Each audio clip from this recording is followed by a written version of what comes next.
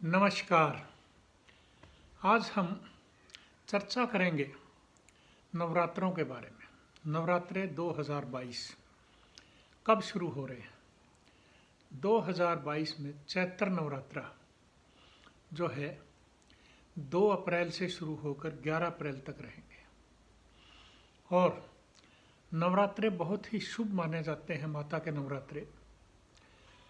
मैं ये बताना चाहता हूँ कि नवरात्रों को आप जैसे ऋषि मुनियों के समय से हम देखते आ रहे हैं, सुनते आ रहे हैं और उनको उपयोग में भी ला रहे हैं।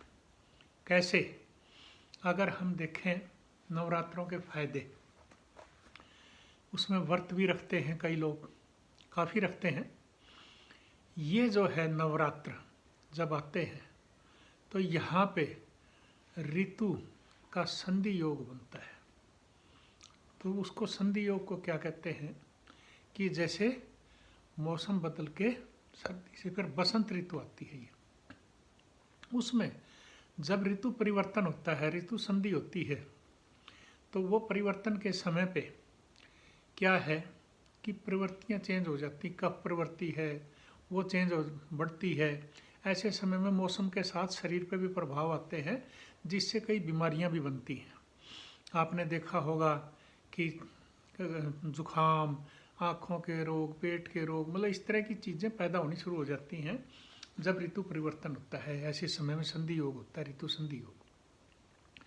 तो ये भी एक साइंटिफिक सिस्टम है कि उस ऐसे समय में उपवास रख के या फिर माता की पूजा करके या फिर अपने शरीर की शुद्धि करके जो है किसी भी तरह से हम जो है अपने शरीर का ध्यान रखें और उससे शरीर को स्वस्थ रखें। चलिए, ये तो बात थी एक साइंस के हिसाब से कि नवरात्रे ऐसे। अब देखिए, जो ये नवरात्रे शुरू हो रहे हैं उसको मैं दूसरे सिस्टम पे भी ले जा रहा हूँ, एस्ट्रोलॉजी से संबंधित। जब ये नवरात्रे शुरू होंगे 2 अप्रैल को, उस दिन चंद्रमा मेष राशि में संचार कर रहे होंगे और जिस दिन ये नवरात्रे खत्म होंगे 11 अप्रैल को, उस दिन चंद्रमा कर्क राशि में संचार कर रहे होंगे। यानी कि 4 राशियों का संचार होगा चंद्रमा का। और मंगल ग्रह भी 8 अप्रैल को जो है वो कुंभ राशि में संचार करेंगे मकर राशि से, जहाँ पर पहले से ही संचार कर रहे हैं जुपिटर और वीनस, यानी कि बृहस्पति और शुक्र प्लैनेट भी। तो यहाँ भी 3 ग्रहों का संयोग होगा। अब माताओं का जहाँ नाम आ गया, शैलपुत्री से शुरू होता है और माँ सिद्धिदात्री पे जो है नवरात्र खत्म होते हैं।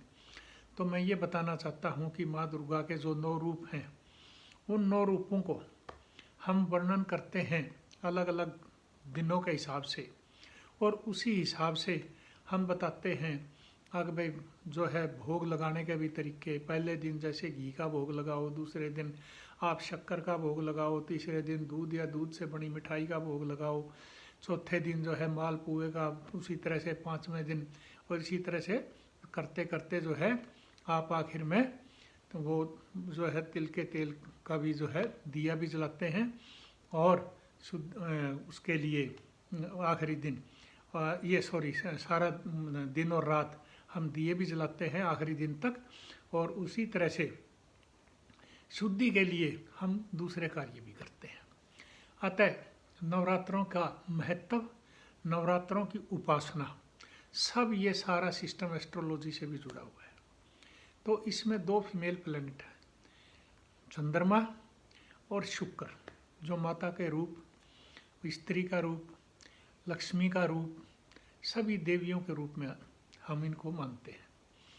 तो यहाँ मैं ये भी बताना चाहूँगा कि जब ये प्लैनेट इस तरह से संचार कर रहे हैं, ऐसे समय में वो आपको माताओं का आशीर्वाद मिलता है, तो इन राशि के जातकों को भी फायदा होता है। सामने जहाँ चंद्रमा देख रहे हैं, शुक्र देख रहे हैं, जैसे शुक्र आपके सिंह राशि को देख रहे हैं, कहाँ बैठे हैं? कुंभ राशि में। उसी तरह से चंद्रमा जो है 4 जब राशियों से संचार करेंगे तो वो देखेंगे तुला राशि को, कहाँ से? मेष से। और टॉरस से दूसरी राशि वृषभ से कहाँ देखेंगे? स्कॉर्पियो को, वृश्चिक राशि को। तीसरी राशि मिथुन, उससे कहाँ देखेंगे? धनु को। चौथी राशि जो है कर्क राशि, उससे देखेंगे वो मकर राशि को।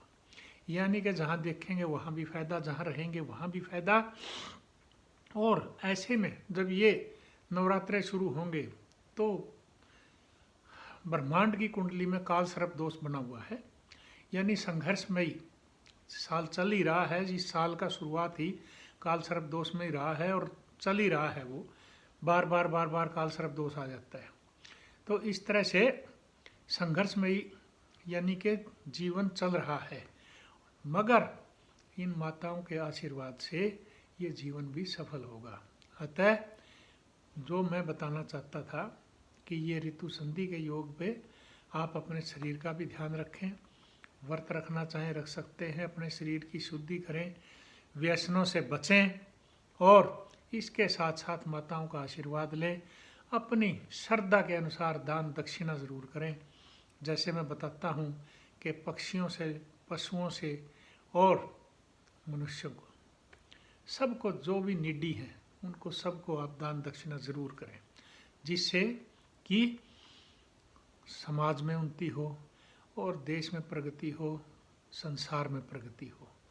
ये जो चल रहा है संसार में इस समय फाइनेंशियल क्राइसिस खास करके जो, तो ऐसे समय में महामाई लक्ष्मी की कृपा हो, यानी कि अगर माताओं की कृपा है, दुर्गा की कृपा हो, दूसरी माताओं की कृपा हो, तो ये संसार ठीक तरीके से सुचारू रूप से कार्य कर सकता है। और इस वास्ते ये नवरात्रे भी आपके लिए शुभ हो सकते हैं। दूसरी जो राशियां हैं, जैसे जो बच गई हैं राशियां, उनके बारे में बताना चाहूँगा कि जैसे कन्या राशि है, कन्या राशि से चंद्रमा जैसे जब कर्क में जाएंगे तो 11वें हो जाएंगे, तो वो भी फ्रूटफुल है लास्ट के, कोई बुरा नहीं है। उसी तरह से दूसरी जो राशियां हैं, जैसे मीन राशि है, मीन राशि से चंद्रमा जैसे शुरुआत करेंगे तो वो दूसरे घर में होंगे, वो भी धन भाव में ही होंगे। यानी कि कोई भी राशि के हिसाब से मतलब कहीं ये संचार जो है कोई बुरा नहीं आ रहा है, और आप इसका फ़ायदा उठाएं और जितना भी कोशिश हो आप माताओं का आशीर्वाद लें। इसके साथ साथ मैं कहूँगा कि चंद्रमा और शुक्र ये 2 प्लैनेट हैं, यानी इन 2 प्लैनेट का भी आप ज़रूर आशीर्वाद लें। और इनसे संबंधित चावल है, दूध है, दही है, खीर है, जो भी आप, या सफ़ेद मिठाई है दूध से बनी हुई, घी है जी, जो भी आप श्रद्धा से दान कर सकते हैं वो आप ज़रूर करें। धन्यवाद।